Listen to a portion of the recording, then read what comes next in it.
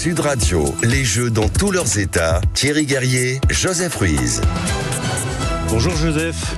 Bonjour Thierry, bonjour à tous. Alors on vous retrouve pour cette troisième partie du 10-13 pendant l'été et les Jeux Olympiques. Bien sûr, notre rendez-vous coulisses, les Jeux Olympiques dans tous leurs états avec vous, Joseph Ruiz. On va traiter de l'actualité et des coulisses, bien sûr, donc des JO. Et là, de l'actualité, il y en a de plus en plus, évidemment, plus on approche de l'échéance du 26 juillet, du lancement et de la cérémonie d'ouverture. D'abord, c'est la fin du suspense, faux suspense. Anne Hidalgo, la maire de Paris, après Amélie Oudéa-Castéra, s'est jetée, en tout cas, elle s'est glissée doucement dans l'eau ce matin. On en parlera dans quelques instants dans le journal. Il y a une menace de grève des agents. La CGT menace de mettre en grève les agents de sécurité des Jeux Olympiques. On l'évoquera.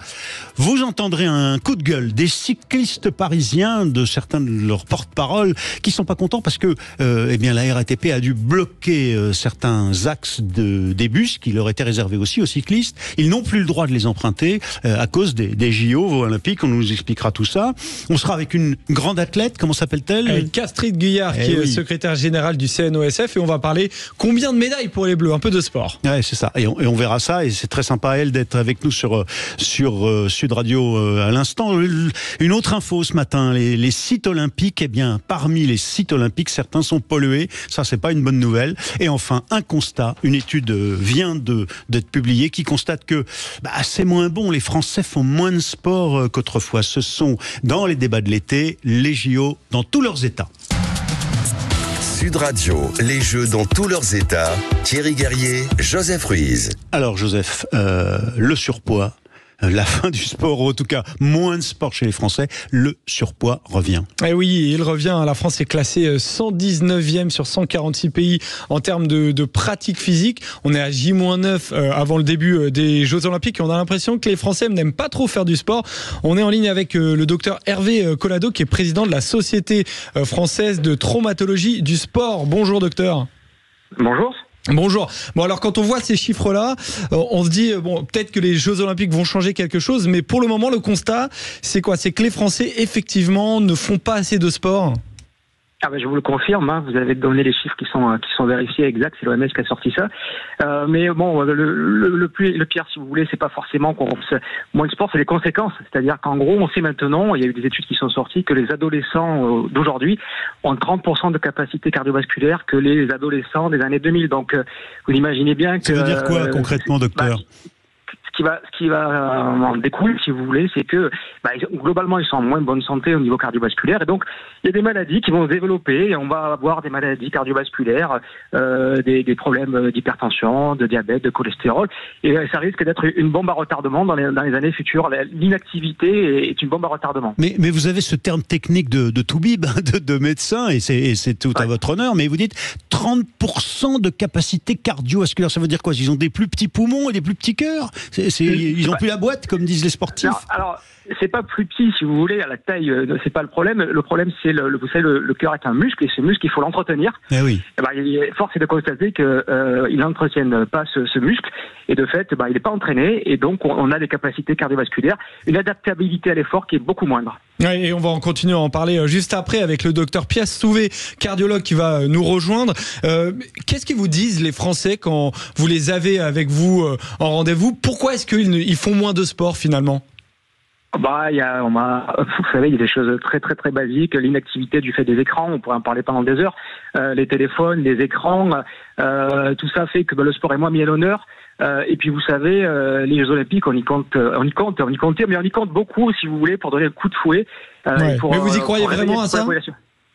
Alors, en fait, oui, j'y crois un petit peu. Forcément, vous savez que dans toutes les publicités, même si une publicité de lessive, vous l'écoutez et puis ça vous passe au-dessus de la tête, malheureusement, vous la gardez dans la tête. Donc, le sport. Là, en ce moment, on en parle. Deuxièmement, vous savez pas, mais peut-être, les Jeux Olympiques servent de fil rouge à de nombreuses associations régionales, départementales, voire dans les communes, où on essaye d'aller dans les écoles pour prêcher la bonne parole sur l'activité, l'intérêt de l'activité, par exemple à Marseille, puisque j'en fais partie, on a une association qui s'appelle M24 et on va dans les écoles et on leur explique les effets néfastes de la sédentarité, les effets bénéfiques de l'activité. On leur fait faire des activités autour du rugby, du foot. Et les enfants vous écoutent parce que les JO, quoi. C'est-à-dire que c'est à l'occasion des JO, c'est ça. Exactement, les JO sont vraiment un moteur pour ça, parce que c'est médiatique. Et puis il y a une troisième chose, si vous voulez, c'est le fait qu'on a tous besoin, notamment les enfants, d'idoles. Et j'espère que ces JO vont leur permettre d'avoir des idoles, parce qu'ils vont vouloir ressembler à ce Français qui va avoir une médaille d'or, etc. Et construire des vies ou des ambitions basées sur le sport. Je pense que c'est important aussi. Et est-ce que c'est pas un peu contradictoire, par exemple, d'avoir Coca-Cola qui est sponsor des Jeux Olympiques? On sait aussi que la Ligue 1 va être sponsorisée par McDonald's. Est-ce qu'il n'y a pas une petite contradiction dans tout ça? Fast food et sucre. Alors, ouais, il faut du sucre. Donc, je déplore, bien évidemment, Coca-Cola, je déplore encore plus probablement McDo et la Ligue 1. Mais quoi faire? Si vous voulez, c'est le business aujourd'hui. Alors, il y a deux solutions. Soit on baisse les bras et on dit, ben voilà, c'est comme, soit on se bat, et puis on dit, voilà, c'est le business. Mais vous savez, il faut, comme un philosophe qui disait, il faut agir sur ce qu'on peut, qu'on peut changer. Ouais, et le reste, on peut pas le changer. Moi, Coca-Cola, je vais pas rien pouvoir faire. Donc moi, on accepte. On fait ce qu'on peut. Puis, on va essayer de se battre. Exactement. On va essayer de se battre avec des actions. Ouais. Et alors, vous allez être très actif pendant cette période des Jeux Olympiques, parce que vous êtes un peu le monsieur des JO à Marseille, monsieur santé des JO. En gros, si un athlète se blesse, c'est vous qui allez un peu coordonner les équipes, c'est ça? Alors en fait, il y a la voile à Marseille, on rappelle. De la voile, voilà, il y a la voile et le football. Moi, je suis responsable de la voile avec d'autres médecins. On a coordonné ça avec différents niveaux de prise en charge. Et moi, je suis en charge, si vous voulez, de gérer le réseau local des spécialistes, le réseau public-privé, pour une meilleure prise en charge des athlètes et de leur entourage proche. Et alors, vous êtes, on vous a pas appelé au secours pour savoir si les lèvres ou les yeux de Madame Hidalgo ou de Madame Oudéa Castéra ont été pollués par les bactéries qui figurent encore, malgré tout? Il y en a beaucoup moins, mais malgré tout. Non, je fais de la provoque. Je comprends. Alors là, je suis pas compétent pour juger de l'état de la Seine. Je suis comme vous, j'entends. Mais dans le vieux port, c'est moins dangereux que dans la Seine, finalement. Tout va bien, Marseille. On les attend. Joseph Ruiz. Il y a des coups de com' effectivement ce matin, mais bon, écoutez, c'est normal. Mais oui, mais bien sûr, c'est partie du jeu. Merci beaucoup, docteur Collado, d'avoir été avec nous. On rappelle président de la Société française de traumatologie du sport. On est aussi avec le docteur Pierre Souvé, cardiologue, qui est auteur de la préface de l'étude de l'association Respire, qui alerte ce matin: la quasi-totalité des terrains de sport à Paris sont soumis à des niveaux de pollution supérieurs au seuil recommandé. Docteur Souvé, bonjour. Oui, bonjour. Bon, alors on nous demande de faire du sport, mais en même temps, à Paris et dans les grandes villes, on a l'impression que c'est quand même un peu dangereux, non? Et c'est quand même un paradoxe énorme, docteur. Oui. Alors attention, c'est pas tous les jours des niveaux, ça fluctue. La pollution, ça dépend des conditions, anticyclone ou pas, s'il y a de la pluie, s'il y a du vent. Et donc, ça peut être variable. Alors, où est-ce que c'est dangereux, en gros? En général, c'est près des voies de grande circulation. Donc on a plusieurs stades ou terrains de sport près du périphérique, par exemple, qui a un gros pourvoyeur de particules fines et de dioxyde d'azote, qui sont irritants respiratoires, qui peuvent augmenter le risque même d'infarctus en cas d'exposition. Et donc, il faut... Et quand je rebondis juste sur mon collègue, le sport, souvent, ça fait peur. En tant que cardio... j'ai eu plein de cas. Donc, moi, je veux remettre les Français à l'activité physique. Et donc, pas les effrayer en disant on va faire du sport, en plus c'est pollué. Non, l'intérêt, c'est de commencer. Parce que là, on est en train de faire fuir les gens des stades. C'est mais en même temps, quand on regarde l'étude très intéressante de cette association avec laquelle vous collaborez, Respire, on voit que par exemple au Stade de France, donc Saint-Denis, c'est à quelques mètres de l'autoroute du Nord, la qualité de l'air, elle est inquiétante. On a des taux de dioxyde d'azote 4 fois supérieurs au seuil de recommandation de l'OMS. En gros, c'est quoi? Il faut vraiment éviter le sport proche de ces grands axes. Alors déjà, pour les sportifs de haut niveau, qui vont quand même courir, puisque on est a priori pas capable de reporter en cas de grand pic de pollution les épreuves. C'est écrit, ceci dit, c'est écrit, mais bon, avec les enjeux qu'il y a, c'est pas toujours possible. Déjà, pour n'importe qui, même aller se promener, c'est écrit par la haute autorité de santé auquel j'ai participé, même si vous allez vous promener, vous ciblez les rues où il n'y a pas beaucoup de trafic, si vous pouvez, à l'impossible de tenue. Et quand vous faites du sport, c'est pareil. Il faut parfois décaler ses horaires. Par exemple, si vous faites ça à Paris entre 7h30 et 10h30, il y a un gros trafic, ou en fin d'après-midi, évitez de faire à ce moment-là.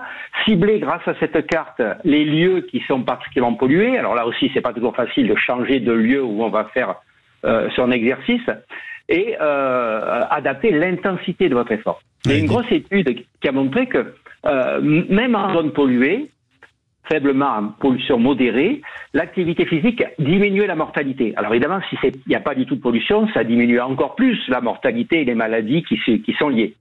Mais il faut donc adapter l'intensité de son effort. Si c'est très pollué, réduisez l'intensité de votre effort. Ouais, merci docteur Pierre Souvet, vous êtes cardiologue et vous travaillez avec Respire pour essayer de nous aider à améliorer les moments et les lieux où on fait du sport. Et on a bien compris quand même, après le docteur Collado et le docteur Souvet, de Toubib, que c'est quand même, faut faire du sport, c'est quand même clair, ça améliore la vie et nos chances d'aller plus loin. Merci à tous les deux, messieurs, et à tout de suite, vous restez avec nous. Ça s'appelle les JO dans tous leurs états, dans les débats de l'été avec Joseph Ruiz. À tout de suite.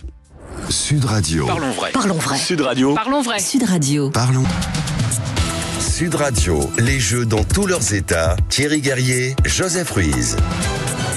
Avec Joseph Ruiz, nous essayons tous les matins de coller à l'actualité la plus chaude des Jeux Olympiques, leurs coulisses bien sûr, mais aussi ce qui se passe. Et parmi les sujets ce matin, vous verrez, on en parlera tout à l'heure à 12h30 dans quelques instants, on verra qu'il y a une menace de grève des agents de sécurité, très bien. Et puis on vous l'a dit, Anne Hidalgo s'est glissée dans l'eau tout à l'heure. Et puis il y a un autre aspect, c'est que ça a parfois des désagréments pour les habitants de la région parisienne, les Parisiens en particulier. Et on va avoir un coup de gueule immédiatement avec un porte-parole des cyclistes et on viendra sur la façon dont l'opinion finalement s'intéresse ou non aux JO, parce qu'on n'arrête pas de dire les Français ont le sourire ou au contraire ils bâchent les Jeux, mais qu'est-ce qu'il en est réellement? Ça a été étudié par l'IFOP, on le verra dans un instant avec Baptiste Dupont. Mais d'abord, le coup de gueule, Joseph, des cyclistes à Paris qui sont pas contents. Pourquoi? Oui, ils sont pas contents et on va en parler avec Jean-Sébastien Catier, président de Paris-Ancel. Bonjour. Bonjour. Alors, il y a des pistes cyclables qui auraient été fermées dans Paris. Et déjà, est-ce que vous nous le confirmez? Alors effectivement, avec la préparation notamment de la cérémonie d'ouverture, il y a des pistes cyclables qui ont été fermées le long de la Seine, qui sont d'habitude évidemment très empruntées et qui ont été fermées dès début juillet et donc qui ont entraîné beaucoup de complications pour les cyclistes. Alors maintenant, les voies, notamment rive gauche, ont été fermées pour l'intégralité de la circulation. Donc du coup, on est tous remis à égalité, mais effectivement, ça a été un peu compliqué sur des axes très structurants pour les cyclistes de plus avoir de pistes cyclables. Non, mais ça, c'est un peu normal, Jean-Sébastien Catier. Il faut bien aussi que ces mesures de sécurité s'appliquent partout, y compris aussi pour les cyclistes, non ? Oui, bien sûr. Il n'est pas question de remettre en cause les mesures de sécurité. Ce qu'on regrette, c'est quand même que la préfecture de police, qui est décisionnaire en la matière, fidèle à son tropisme très pro-voiture, a fermé les pistes cyclables sans offrir aucune déviation et sans toucher à la circulation des voitures, avant effectivement de quelques jours plus tard tout fermer intégralement. Mais du coup, c'est le cycliste est quand même un peu le dernier sur la liste de ceux qui peuvent circuler. Oui, il y a une sorte d'injonction en fait contradictoire dans tout ça. On sent bien que le Parisien doit, et on lui dit en gros, prends ton vélo, mais derrière il prend son vélo et il peut avoir quoi, 135 € d'amende s'il prend une voie de bus en gros? Alors ça c'est autre chose. Alors effectivement sur le vélo il y a plein de choses qui ont été faites en vue des Jeux Olympiques et qui vont rester après, qui sont quand même plutôt des bonnes nouvelles. Il y a un certain nombre de pistes qui ont été créées pour les Jeux Olympiques pour permettre à tous les visiteurs, les participants, etc., d'utiliser le vélo pour se déplacer dans Paris pendant les Jeux, et je pense que c'est une bonne idée. Après, effectivement, il y a quelques axes où il y a des couloirs de bus qui ont été transformés en voies olympiques. Mais interdit aux cyclistes. Et ça, c'était pas prévu. Alors, il y a des choses qui étaient prévues, mais on n'était pas très bien informés par la préfecture, encore une fois. Et surtout, il y a des axes, je pense à l'avenue Marceau, mais il y en a d'autres, où en fait, du coup, il n'y a plus aucune solution pour les cyclistes. Il n'y a ni couloir de bus, ni piste cyclable, ni rien. Donc, on se retrouve dans la circulation avec des voitures qui vont relativement vite, et c'est toujours dangereux. Et en plus, ces couloirs de bus Paris 2024, en fait, il n'y a que les cyclistes qui s'en sont fait éjecter. C'est-à-dire que les bus peuvent encore les utiliser, les taxis peuvent encore les utiliser, les officiels, les athlètes, etc. Et il n'y a que les vélos qui se sont fait virer par la préfecture de police. Et du coup, c'est quand même un peu dommage de n'offrir aucune solution sur un moyen de transport qui est très pratique en plein été, en plus à Paris pour les JO. Jean-Sébastien Catier, président de Paris-Ancel, merci d'avoir été sur Sud Radio ce matin, d'être venu pousser votre coup de gueule ici en direct sur la radio après ces fermetures de voies de bus pour les vélos. Alors l'opinion, comment est-ce qu'elle réagit, Joseph Ruiz? C'est une question que vous vouliez poser ce matin. Oui, on va en parler tout de suite avec Baptiste Dupont, chargé d'études pôle opinion, expertise, actualité et politique de l'IFOP. Bonjour. Bonjour. Bonjour, alors vous venez de sortir un sondage sur est-ce que les Français, comment est-ce qu'ils abordent les Jeux Olympiques. Alors dites-nous, ils sont plutôt heureux, malheureux, comment est-ce qu'ils voient ça? Alors, ce qui ressort en majorité plus relative, c'est l'indifférence. On a essayé de comprendre... L'indifférence, l'indifférence, c'est ça? Oui, c'est ça. On a trouvé qu'un tiers des Français se décrivaient leur état d'esprit par l'indifférence. Après, ce qui ressort, ce qui est intéressant à voir, c'est l'inquiétude qui sera en deuxième. L'inquiétude particulièrement parmi les femmes, mais aussi l'enthousiasme. L'enthousiasme, c'est quelque chose qu'on retrouve particulièrement chez les cadres jeunes sportifs. On imagine qui ont plus l'opportunité de regarder, de participer aux Jeux Olympiques en tant que spectateur. On a une différence de 10 points encore sur le sexe entre les hommes et les femmes. Une hypothèse pourrait montrer en fait que la surreprésentation des sports par les hommes laisse un peu à désirer du côté des femmes. Donc en gros, ce qu'on en retient, c'est que en grande majorité, d'abord les Français ils sont indifférents et inquiets, c'est ça? Un tiers. Attention, c'est pas une majorité ça. Ouais, mais c'est un gros bloc. Vous nous dites, mais c'est pas une majorité. C'est-à-dire que globalement, alors les autres sont soit inquiets, soit enthousiastes. C'est quelle proportion, Baptiste Dupont? Alors, pour l'indifférence, c'est bien un tiers, c'est une majorité relative parmi l'état d'esprit. C'est la nouvelle mode, la majorité relative. Ouais. Allez-y, Baptiste. Oui, c'est ça. L'inquiétude suivie par l'indifférence, puis l'inquiétude qui est citée par 24% des Français. Ça reste une proportion assez élevée. Un quart. Ouais, on est au quart, quoi, là, quand même. Oui. Et la satisfaction qui a beaucoup évolué, on a pris 10 points depuis, 12 points depuis mai. La satisfaction par rapport aux Jeux Olympiques de Paris a nettement évolué. Ouais, donc ce que vous constatez, Baptiste Dupont, au fond, quand on vous écoute, depuis avec l'IFOP, depuis les mois où vous surveillez l'évolution de l'opinion à propos des JO, c'est que plus on s'approche de l'échéance, et finalement plus les gens s'en emparent et s'enthousiasment, ou en tout cas s'y intéressent. En effet, tout à fait, c'est ça.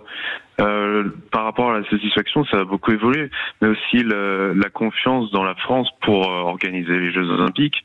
On a augmenté de 6 points depuis mai aussi.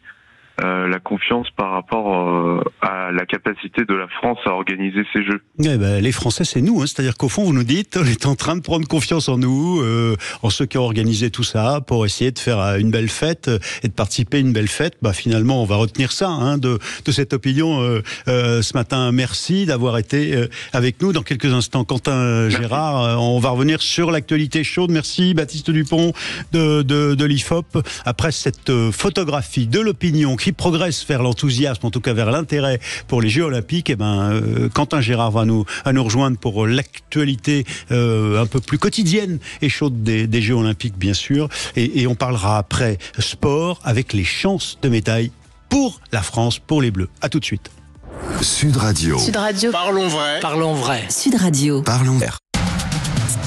Sud Radio, les Jeux dans tous leurs états. Thierry Guerrier, Joseph Ruiz. Et Sud Radio, c'est aussi, non seulement la radio du rugby, mais c'est aussi la radio des Jeux Olympiques, les JO dans tous leurs états, les coulisses et l'actualité chaude avec vous, Quentin Gérard. Alors, le journal des sports maintenant, avec 3 infos, on l'a dit, la baignade, le faux suspense, c'est fini, mais Anne Hidalgo s'est baignée, la menace de grève des agents de sécurité pendant les Jeux Olympiques, et puis une info Sud Radio, le million de billets qui est encore à vendre aujourd'hui pour les Jeux Olympiques, Joseph. Allez, ça y est, Quentin, c'est la fin du feuilleton Hidalgo. La maire de Paris a plongé dans la Seine. Oui, c'était aux alentours de 10h. Combinaison noire et orange, lunettes de piscine sur le front, Anne Hidalgo se lance.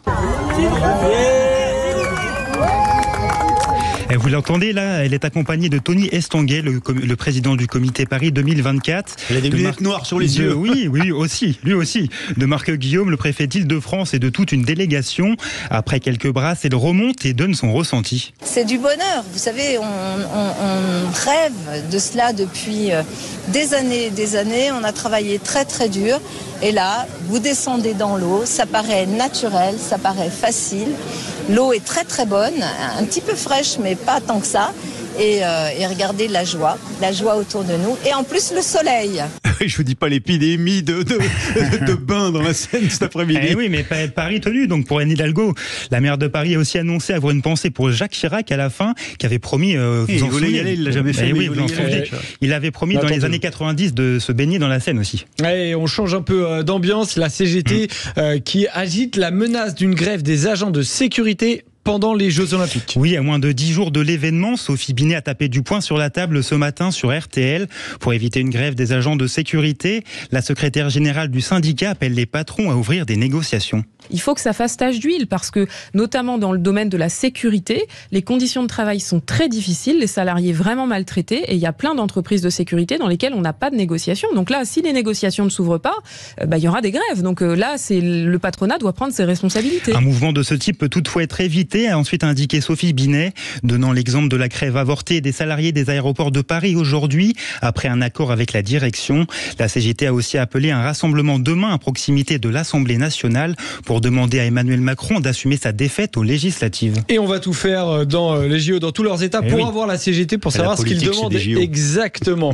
Et Quentin, il reste plus d'1 million de billets à vendre pour les Jeux. Oui, sur les 10 millions de billets mis en vente, 8,7 millions ont déjà trouvé preneur, ce qui efface le record d'Atlanta en 1996. C'est pas mal déjà. C'est pas mal, c'est très bien même. Ils en avaient écoulé 8,3 millions à Atlanta en 1996 et c'était le record. Donc franchement, c'est très bien. Pour les places restantes, des sessions dans une vingtaine de sports restent ouvertes, comme le basket, le rugby à 7 ou le football.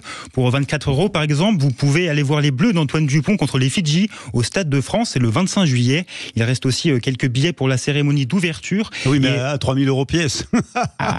C'est un petit peu plus cher. Ça peut monter un tout petit peu. Et si c'est trop cher, vous écoutez Sud Radio et on va suivre et pour finir, les jeunes aussi, une très belle information pour les jeunes de 15 à 21 ans, 11 000 places sont disponibles sur le Pass Culture. Oui, et puis il y a beaucoup de places aussi pour toutes les épreuves paralympiques. Oui, aujourd'hui. Dans ces chiffres, le paralympique n'est pas compté, c'est 1 million à côté en plus. Oui, c'est ça. Donc ça fait 2 millions de billets encore à vendre pour ces épreuves. Joseph Ruiz. Et il y a effectivement des opportunités. On accueille sur Sud Radio Astrid Guyard, secrétaire générale du CNOSF. Bonjour.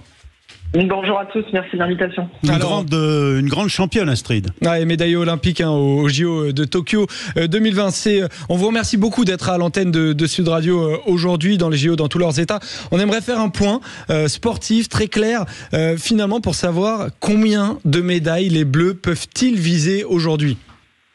Oui, alors déjà vous dire que cette délégation française, elle a fait carton plein, puisqu'on a toutes les fédérations olympiques et l'ensemble des disciplines qui vont être représentées. Ça, c'est une grande première. Et c'était pas uniquement lié au fait d'être le pays hôte avec des quotas supplémentaires, c'est vraiment sur les résultats sportifs que nos athlètes ont été décrochés ces sélections. Donc ça est forcément, mécaniquement, si on est une grosse délégation, quasiment on a plus de chance. 50% plus grande que d'habitude, donc ça c'est une délégation qui dans tous les cas sera historique, mécaniquement on peut aussi se dire qu'au travers des résultats, on a de bonnes chances de pouvoir décrocher des podiums. Et au niveau de l'objectif affiché, vous le savez, l'Agence nationale du sport, le ministère des Sports ont déjà parlé d'un top 5. Alors la bonne nouvelle de ces derniers jours, je ne sais pas si vous avez vu l'Institut américain Grassnote, qui place carrément la France dans le top 3, avec à peu près. Alors c'est-à-dire, effectivement, médailles, on a vu ça, 55 médailles. Donc, voilà, exactement. Donc je pense que raisonnablement, on peut se dire que la place de la France peut se situer dans cet objectif entre top 5. Et puis, si on arrive à convertir finalement ces médailles en championnat du monde, ces médailles en championnat d'Europe en médailles olympiques, ce qui est le plus dur, finalement, d'avoir cette régularité, on peut avoir en plus une belle surprise. Mais Chris, Astrid Guyard, la Chine, c'est plus d'1 milliard d'habitants, les États-Unis, c'est 350 millions, et la France, avec ses petits 68 millions d'habitants, si elle arrive dans le top 3, ce serait pas mal quand même, c'est une belle performance. Ce serait super, et surtout ça veut dire qu'on aura profité à plein de ce qu'on appelle l'avantage à la maison, ce que les anglo-saxons connaissent bien, le home advantage, et qu'on a travaillé maintenant depuis plusieurs années. Ça fait maintenant 2 ans qu'on travaille l'ensemble des institutions impliquées dans le sport français à faire en sorte de mettre les athlètes dans les meilleures conditions. Et vous parliez des billets tout à l'heure, mais typiquement sur les 12 millions de billets, il y en a à peu près 2 tiers qui ont été achetés par des Français. Et donc quand on dit ça, vous pouvez déjà sentir que dans les stades, dans les gymnases, on va avoir exactement un public qui sera conquis et cause active pour nos athlètes rien que ça, français. c'est un succès déjà. évidemment, ça va être ce petit dopage naturel qui va faire qu'un athlète va pouvoir aller chercher sa plus belle performance. Et en plus, nous, Comité olympique français, on a mis en place ce qu'on appelle les carrés de supporters. Donc, on a travaillé avec les fédérations, on a identifié des leaders d'ambiance qui vont pouvoir justement chauffer la salle. Alors, c'est pas mal, ça peut donner une très belle ambiance. Hein. On a vu que les Français, notamment par exemple à Roland-Garros, pouvaient mettre une très très belle ambiance quand il y a des Français sur le court. Par contre, après, il va y avoir forcément un peu de pression parce que c'est à la maison que le président avait annoncé 80 médailles, objectif un peu revu à la baisse, on le voit et on l'entend, mais il va forcément y avoir un peu de pression pour les athlètes. Évidemment, mais ça, alors déjà, un athlète, pour performer, il a besoin de pression. C'est juste l'équilibre et de se dire que quelque part, cette pression, il arrive à la transformer en action, en concentration et donc en performance. Donc, que les athlètes aient ce stress qui va faire la grande performance, ça c'est très bien. Et après, vous pouvez vous dire que les athlètes, bien évidemment, qui sont accompagnés, aujourd'hui la préparation mentale, elle est partie prenante et elle est complètement intégrée dans les entraînements de nos athlètes français. Donc ça fera aussi la différence. Ça permettra justement, ce que je disais, d'avoir un beau ton de conversion entre une médaille mondiale, une médaille européenne et une médaille olympique, parce que la différence entre un championnat du monde et des Jeux olympiques, c'est que c'est une fois tous les 4 ans. Donc on n'a pas la possibilité de se récupérer au prochain grand chelem, si je fais la comparaison avec le tennis qui est tous les 4 mois, nous c'est tous les 4 ans. Donc forcément qu'il y a une pression supplémentaire en fonction des sports, et ça s'adresse évidemment au travers de l'accompagnement psychologique et de la préparation mentale de nos athlètes. Et puis quand même, on a aussi mis les athlètes dans les meilleures conditions. On a tout l'entourage des athlètes qui seront là à leur côté. Ils ont 6 billets chacun pour avoir leurs proches à leur côté. Mais ils ont accès au village olympique ? Les proches ont accès au village olympique. Non, alors le village olympique, c'est le village des athlètes. Pas le village, mais les lieux, les sites. Non, mais je sais qu'il y a des questions de parentalité. Il y a des questions de parentalité aussi, d'accès, voilà. Mais pas pour le village, mais sur les sites, oui. Mais alors, bon. Non, alors, c'est un beau sujet, le sujet de la parentalité, puisque la société évolue, et donc forcément que l'accompagnement des athlètes doit aussi évoluer quand on est un comité olympique, encore plus quand on est le pays hôte. Et typiquement, la parentalité, on l'a adressée, puisque les mamans qui allaitent, on leur a mis à disposition des chambres d'hôtel à 5 minutes du village pour pouvoir dormir avec leur enfant, pouvoir allaiter. Et on a même adressé la parentalité au sens large, puisqu'on a un espace famille, toujours dans ce même hôtel, à 100 mètres carrés, mis aux couleurs de l'équipe de France, où les parents, que ce soit des entraîneurs ou des athlètes, pourront passer du temps avec leur famille. Ouais. Alors, vous savez, on est vraiment ravis, vous êtes médaillée olympique, Astrid Guyard, de vous avoir avec nous en direct sur Sud Radio, c'est la radio des JO, et vous nous parlez bien du comité olympique français, national, dont vous portez bien là-haut les couleurs sur l'antenne, mais tout de même, parlez-nous franchement, vous êtes athlète vous-même, vous nous parlez de la santé des athlètes. Sincèrement, les triathlètes, les nageurs en eau libre, ils sont sereins à l'idée de nager dans la Seine. C'est l'actualité du jour avec le mini plongeon de Madame Hidalgo. Bon, déjà, il faut se dire que les choses seront mises sous contrôle. Bien sûr qu'il y aura des relevés qui seront mis en place pour s'assurer de la santé des athlètes à l'issue du triathlon, et vous dire aussi que ces athlètes, ils le font en pleine conscience. Ils sont habitués désormais à courir et à concourir dans des fleuves urbains. Donc ça, c'est des choses. Oui, il n'y a pas de Paris, quoi. C'est ça que vous dites. La culture du triathlon, on l'a vu quand ils avaient concouru à Glasgow. Donc voilà, aujourd'hui, c'est des choses qui sont totalement rentrées dans les mœurs de ces athlètes, et évidemment qu'en tant que pays organisateur, il y aura des relevés et un suivi très très fin pour assurer évidemment la santé des athlètes. Et alors en ce moment, le Tour de France perd quelques coureurs parce que il y a du Covid. Voilà, et on se demande, est-ce que vous avez prévu des restrictions particulières un peu en urgence? On a vu que sur le Tour de France, si le Covid revient pendant les JO. Si le Covid revient, alors comment ça se passe? Est-ce que les athlètes vont devoir porter des masques par exemple en dehors des compétitions? Alors évidemment, il y a plusieurs scénarios là qui sont à l'étude, et on aura un suivi très très fin. Alors évidemment avec des tests Covid en fonction des symptômes qui seront déclarés, et en fonction de la criticité, on mettra en place différents plans d'action pour contrôler le risque de propagation. Évidemment, puisqu'on a à cœur que sur les 573 athlètes qui composeront cette délégation française, l'ensemble puisse concourir et qu'on soit pas face à une situation où on a un cas Covid symptomatique et avec un risque d'abandon de la part de nos athlètes. Vous êtes plutôt rassurant là ce matin à l'antenne de Sud Radio. Oui, absolument, et très optimiste et surtout enthousiaste à 10 jours de l'ouverture de ces Jeux Olympiques. Ça y est, on va enfin parler de sport en France, et qu'est-ce que ça fait du bien. Alors je sais bien, Astrid Guillard, que vous devez être neutre, que vous parlez de toutes les sports, de toutes les fédérations, mais tout de même, allez, dans votre discipline à vous qui êtes médaillé olympique, vous espérez quoi? Vous pensez à qui? Donnez-nous des noms, là, faites-nous un peu rêver avec des femmes ou des hommes qui... Allez. Déjà, je vais vous dire une chose, tout commence le premier jour. On parlait d'être dans le top 5, d'avoir un certain nombre de médailles, et évidemment qu'il faut enclencher la dynamique au plus tôt. Et donc, le premier jour, ça tombe bien, il y a de l'escrime. Et il y a notamment 2 armes, il y a l'épée d'âme et le sabre-homme. Et donc, moi, je vois Marie-Florence Cambassamy, typiquement, Boladé à Piti au sabre-homme. Donc, c'est sur ces 2 médailles-là que je vais déjà viser le premier jour, même s'il y aura évidemment des judokas, Chirine Boukli, Lucas Mekpez, qui sont évidemment déjà des médaillés, mais ça part fort, hein, ça part fort. Escrime et judo, c'est le fight. Je soupçonne d'ailleurs la programmation d'avoir mis l'escrime en tête de proue, parce que c'est un sport qui amène énormément de médailles toujours pour les Français. Pour les Français, bien sûr. Écoutez, il y a une tradition escrime et judo. Merci infiniment, Astrid Guillard, secrétaire générale du Comité olympique national français et elle-même escrimeuse médaillée olympique au JO de Tokyo en 2020, d'avoir été en direct avec nous, et on sera de tout cœur avec nos athlètes, bien sûr, mais avec tous les athlètes et avec vous, et bravo déjà pour cette organisation tentée aujourd'hui. Merci, à bientôt sur Sud Radio. Sud Radio. Sud Radio. Parlons vrai. Parlons vrai. Sud Radio. Parlons vrai. Sud Radio, les Jeux dans tous leurs états. Thierry Guerrier, Joseph Ruiz. Sud Radio, la radio du rugby, Sud Radio, la radio du Sud, bien sûr, mais la radio des JO, la radio aussi des Jeux Olympiques dans tous leurs états avec Joseph Ruiz. Alors, vous nous écoutez à Marseille, à Montélimar, à Lyon, dans le Sud-Ouest, et vous pourriez râler un peu parce qu'on parle beaucoup de Paris. Pardon, mais les JO se déroulent d'abord beaucoup en Ile-de-France, dans la capitale. Donc, en effet, on peut comprendre que ça vous irrite, mais en même temps, c'est l'actualité. Alors, précisément, on va s'intéresser à une situation paradoxale, Joseph, c'est que la sécurité des Jeux Olympiques, et notamment en Ile-de-France, a capté les policiers nationaux et a ponctionné dans les effectifs locaux. Et c'est un effet paradoxal, c'est qu'il y a un risque pour la sécurité dans les villes en province? Eh bien, potentiel, oui. On va en parler avec le maire de Montélimar dans la Drôme, avec Julien Cornillet. Bonjour. Bonjour à vous et à l'ensemble de vos auditeurs. Bonjour monsieur le maire. Et du coup, on se pose la question. Vous êtes maire de Montélimar, et ce que vous nous dites, en gros, c'est les JO placent les communes dans une situation exceptionnelle, c'est-à-dire?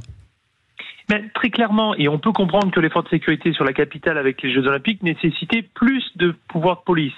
Donc il a été pris et ponctionné sur l'ensemble du territoire français, des forces de l'ordre dans nos provinces pour monter à la capitale. Et ce que j'avais proposé il y a maintenant à peu près 4 mois, c'était de permettre à notre police municipale d'avoir des pouvoirs exceptionnels sur cette période, là où on sait qu'on aura moins de police nationale, moins de gendarmerie, de pouvoir demander des documents, des accès par exemple, assez faciles. Et vous avez eu ces pouvoirs, monsieur le maire ? Et non, malheureusement, on est arrivé au moment où il y avait le Beauvau de la police municipale et ça a été reporté au mois d'octobre, chose que je trouvais désolant parce que les Jeux Olympiques seront finis. Et au contraire, c'était la bonne période d'expérimentation de pouvoir tester cela auprès de notre police municipale. Donc cela nous a demandé également de travailler en coordination, et ça j'en remercie le travail qui a été fait avec le préfet, la direction départementale de la police nationale, mais de mettre notre police municipale décalée également, pour avoir le maximum d'effectifs. Et ça, il faut les remercier encore une fois la police municipale. Mais il est urgent de faire ce Beauvau de la police municipale parce que il faut qu'on détermine vraiment nos pouvoirs et on peut pas se retrouver dans une situation de tension. Éventuellement, tout ça, vos auditeurs s'en rappellent, mais les émeutes que nous avons eues l'année dernière. Personne n'espère avoir de nouvelles émeutes.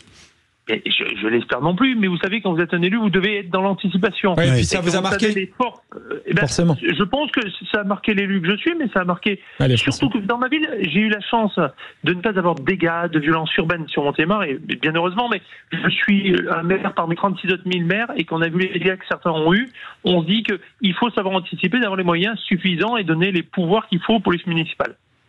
Et concrètement, les effectifs, vous, dans votre ville de Montélimar, comment est-ce qu'ils ont évolué? Combien d'effectifs, par exemple, sont partis vers la capitale pour les Jeux Olympiques, et combien il vous en reste aujourd'hui? De la police nationale, évidemment. Police la police nationale, ils sont à peu près 90, 40%, 45% de leurs effectifs ont été réquisitionnés pour pouvoir partir sur Paris. Ouais, et du coup, presque 1 sur 2. Hein. Presque 1 sur 2. Et du coup, pour faire autrement, comment est-ce que vous avez travaillé pour avoir les effectifs nécessaires ? C'est un travail qui a été mis de longue haleine. Je suis élu depuis 2020 avec mon équipe et nous avons augmenté 36% les effectifs de police municipale sur Montélimar. Donc on a su se donner les moyens humains. On a su décaler les congés avec des débuts de congés au mois de mai et de ne pas avoir de congés sur la période la plus dense, qui est celle dans laquelle nous allons être maintenant, c'est-à-dire à partir de la première semaine de juillet jusqu'à fin août. Et on décalera les congés de nos effectifs au mois de septembre et octobre. Ça veut dire que les JO ont un impact direct sur Montélimar. Ils peuvent aussi en avoir indirectement jusqu'à octobre.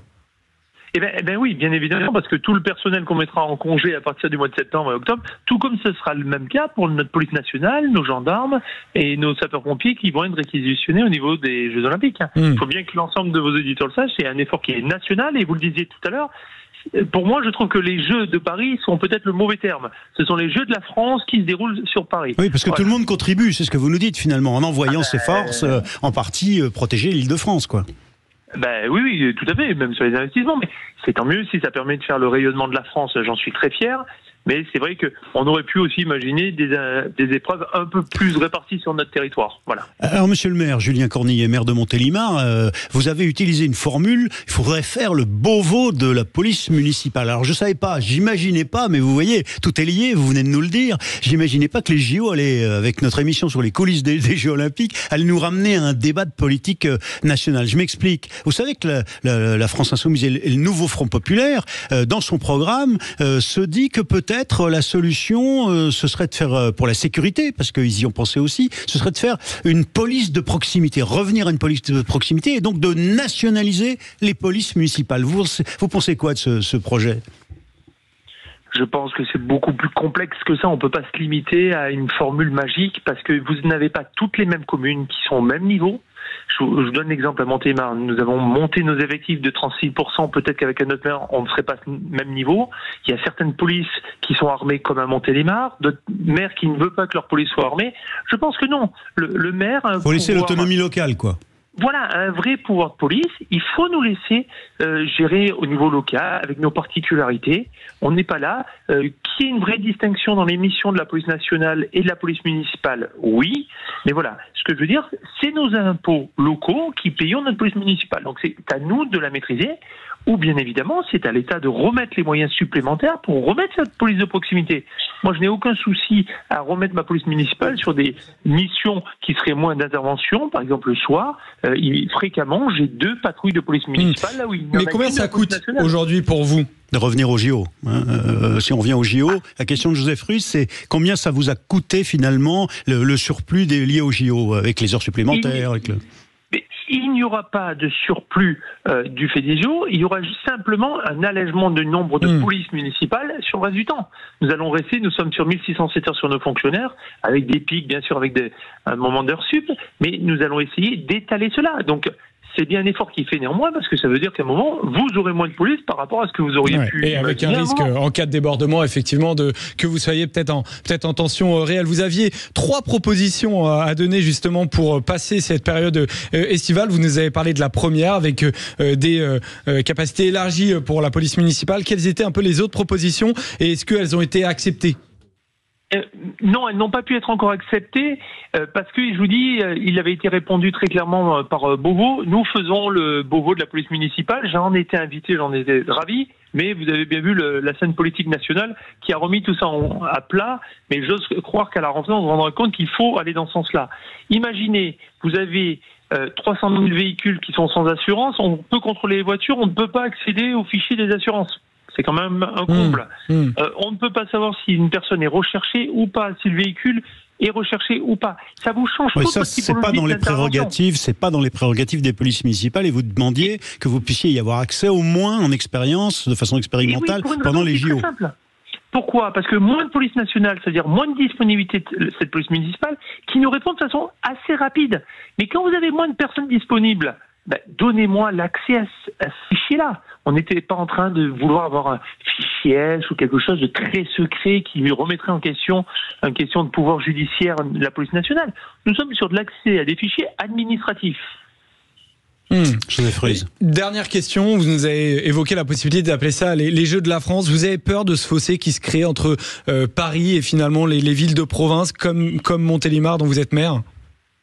Non, je n'ai pas peur de ce fossé-là. Je pense que tout le monde porte les Jeux. Tout le monde porte les Jeux.